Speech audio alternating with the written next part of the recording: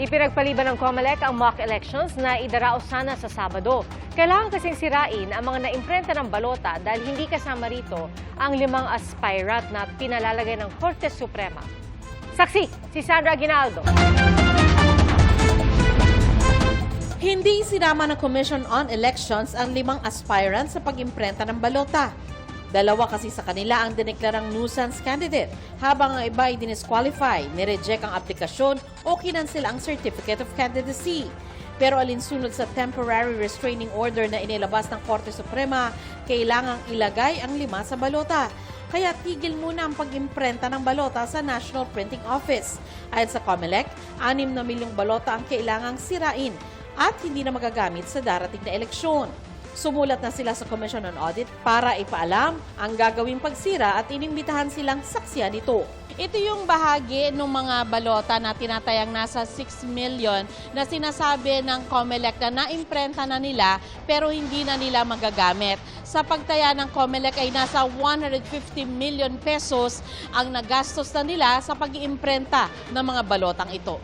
Isesred na po natin ito later. Kasi po baka may mag-akusa dyan na baka magamit yung mga balotang yan.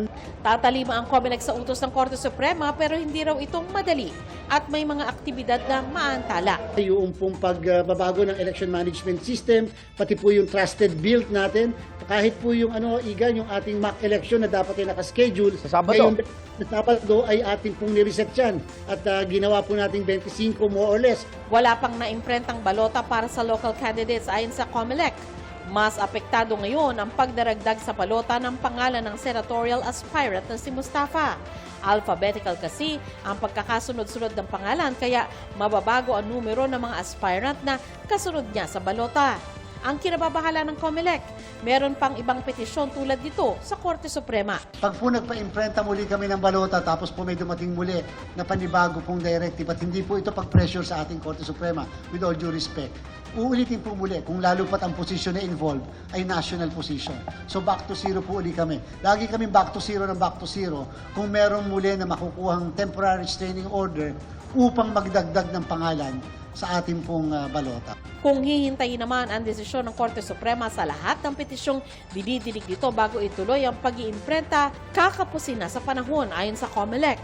Hindi po kasi with all due respect kami pwedeng maghintay sapagkat hindi rin po namin alam kung kailan ang aksyon ng ating pong kataas-taasang hukuman.